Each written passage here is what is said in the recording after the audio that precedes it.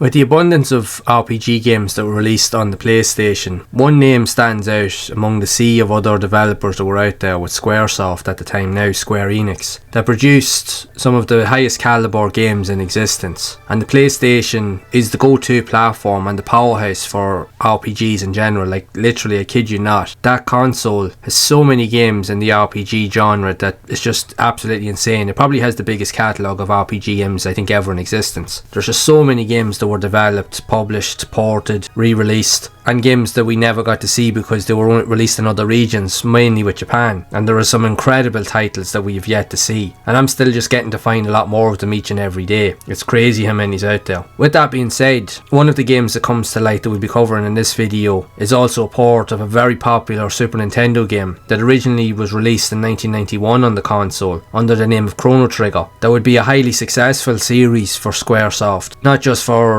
the Super Nintendo but even on the PlayStation with the later Chrono Cross. But Chrono Trigger wouldn't get its own original release on the system. It would be later packaged with the Final Fantasy Chronicles edition that wouldn't see a release on the console until 2001, being part of a complete bundle that was well received because again, the Final Fantasy series was a very, very popular franchise, not just way back on the Nintendo consoles but more so with the PlayStation. From the moment Final Fantasy VII was released, brought the Western world into the awakening of these type of titles, and it brought it to a whole different stratosphere. Final Fantasy VII is what made RPG games popular across the world, and it was only inevitable that you would definitely see later sequels with 8 and 9 and even re-envisionings of the earlier games also being released and packaged as part of bundles as well. And this was also an opportunity for Squaresoft at the time to repackage other games, and Chrono Trigger was one of them. So essentially this edition of the game is a port of the classic Super Nintendo game where you play as a distinctive character, where you'll have to explore various different environments in the world around you while acquiring a variety of different abilities that you'll have to undertake through challenges, defeating bosses, collecting items, weapons, interacting with other NPCs, all with the aim to try and progress through the story. Very typical of standard RPGs. But with that being said, for its time this was a very, very popular game, so much so that even going back to the earlier releases of the game on the Super Nintendo, it was one of the highest rated games ever on the console. So it was only inevitable that when it got later released on the PlayStation, it brought back that nostalgia but also allowed fans, both new and old, to revisit the game in all its glory on a modern system for the time. And it was heavily praised, being part of the collection along with Final Fantasy IV that provided players with so much variety with regards to the games that they had at their disposal. And if you wanted something that you could put a lot of hours into, you had the games you wanted right there and then.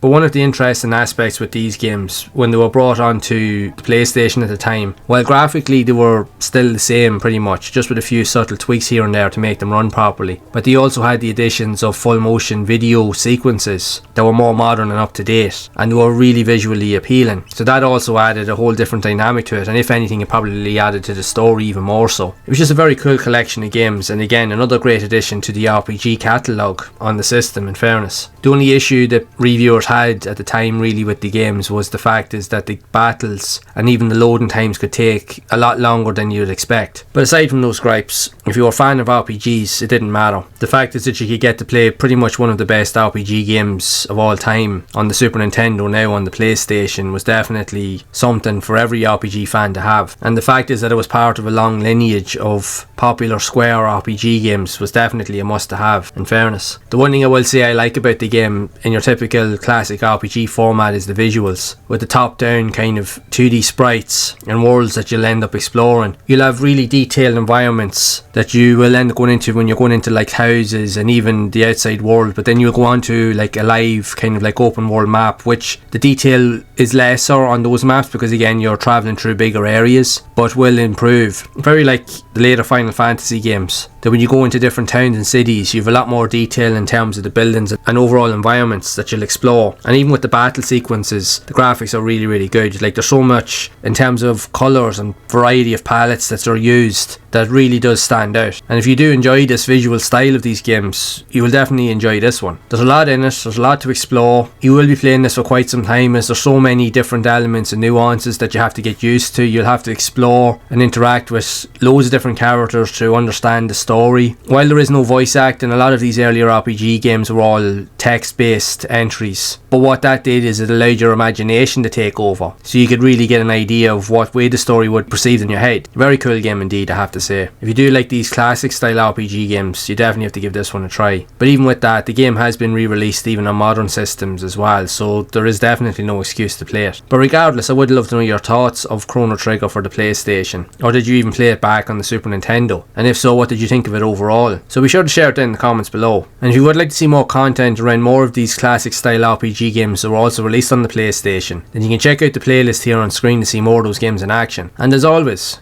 keep those gaming memories alive.